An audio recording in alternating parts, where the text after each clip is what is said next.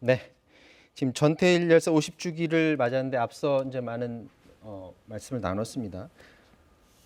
택배 노동자 얘기를 좀 네. 해봐야 될 것 같아요. 그 전태일 재단에서 그 전태일 노동상인가요? 네. 이번에 택배 노조에 그 상을 줬다고 그렇습니다. 하는데 택배 노동자들이 워낙에 그 과로사 문제 때문에 네. 올해 큰 이슈가 됐고 또 예. 이게 또 바꾸려는 노력도 많았지 않습니까? 그동안 묻혀 있었던 게 올해 드러나기 시작한 거죠. 올해 여러 차례 다루기도 했는데 지난달 27일을 기준으로 해서 올해만 15분의 택배 노동자가 네. 사망한 겁니다. 대부분 다 과로사로 추정이 되는 거죠. 이 인과관계에 대해서는 사측이 이제 인정하는 부분도 있고 아닌 쪽도 있는데, 자 어쨌든 지금 올해가 아직 채 끝나기도 전에 연간 15명. 아까 전태일 대목 이제 끝부분에 연간 2천여 명의 노동자가 사망하고 있는 거예요. 과로사, 산재 여러 가지 이유로. 이건 지금 전쟁보다 더한 노동 현장에서의 전쟁이다. 이런 얘기도 나오고 있는데, 네. 그러다 보니까 지금 택배 노동 노조가 있고 여기에 과로사 대책위원회가 있는데, 자, 이 문제를 근본적으로 바꾸지 않는다면 죽음의 행렬은 계속될 것이다. 이렇게 경고하고 있습니다. 자, 때마침 정부가 택배 노동자들 위한 네. 종합대책 내놨잖아요, 어제. 그러니까 이렇게 이제 되는 상황이 사회적으로 부각되다 보니까 이제 우선 대형 택배사 사측에서도 일부 심야 근무는 하지 않는다, 배송하지 않는다 이런 대책을 냈는데, 정부가 본격적으로 4대 지침을 내놨습니다. 자, 하루에 최대 작업 시간의 기준을 마련하자.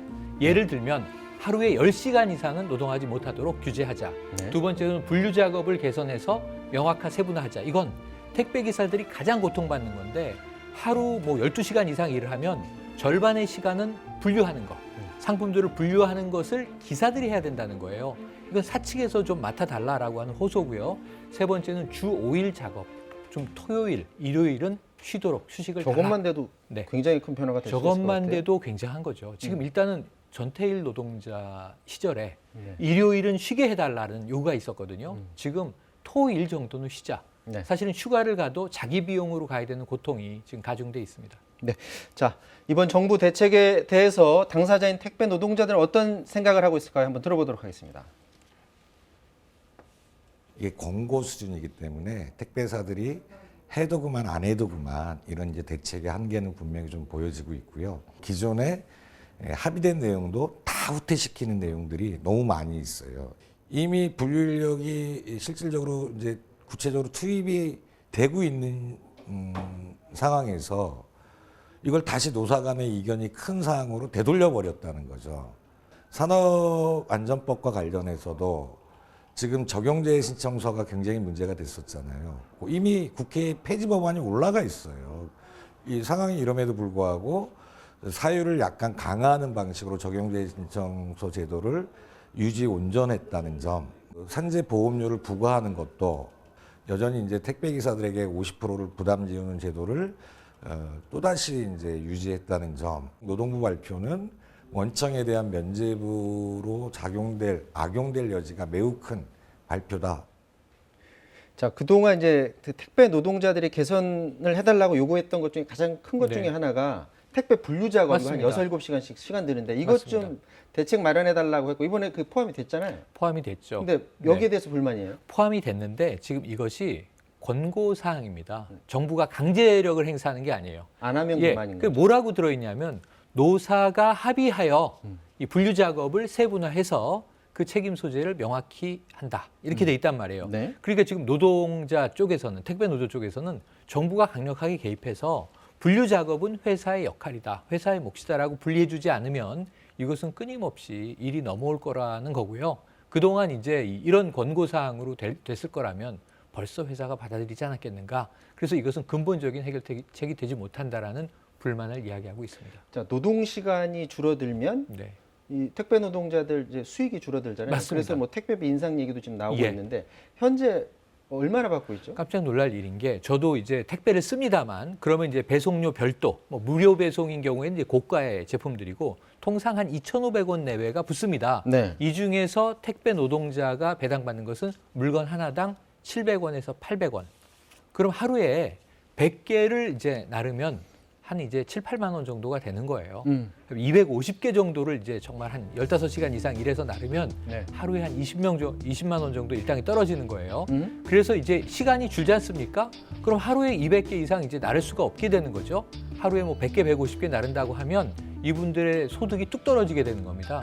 이게 피스레이트 방식이라고 개별적으로 계산하는 방식이지 않습니까? 월급이 아니지 않습니까? 시간급도 아니고 그러다 보니까 나르는 만큼 이 수당을 받는 셈인데 시간을 줄이면은 물건 배달은 더 못하게 되고 자 휴식을 주는 대신에 소득은 줄어든다. 이것을 좀 보전하기 위해서 정부는 택배비 인상을 해야 한다. 강력하게 시사하고 있습니다. 자, 산재보험 얘기, 그 산재보험 적용제외 신청서를 네. 원래는 자발적으로 써야 되는데 거의 강압적으로 강압적으로. 써오던 거. 네. 이것도 정부가 이번 대책을 내놓은 것 같은데 여기도 좀 문제가 있나 봐요. 네, 문제가 있는 거죠. 이것도 역시 이제 아까 이야기한 대로 정부가 강제 조항으로 하지 않는다라는 마찬가지로 거예요. 그러니까 공고예요. 이 말씀하신 제외 신청서 조항을 폐지해야 된다. 노동자들은 그거예요. 그래야 가입하게 된다. 그러니까 지금 일반 회사의 직장인의 아르바이트까지도 일단 일이 시작되면 자동 가입이거든요. 근데 특수고용 노동자는 이상하게 제외할 수 있는 여지가 있는 거예요. 네. 정부는 이 부분을 강력하게 제한한다라고 표현했는데 왜 강력하게 제한을 합니까? 예외 조항이 있을 수 있습니다. 이 신청서 부분을 폐기해 주십시오. 이게 노동자들의 요구입니다.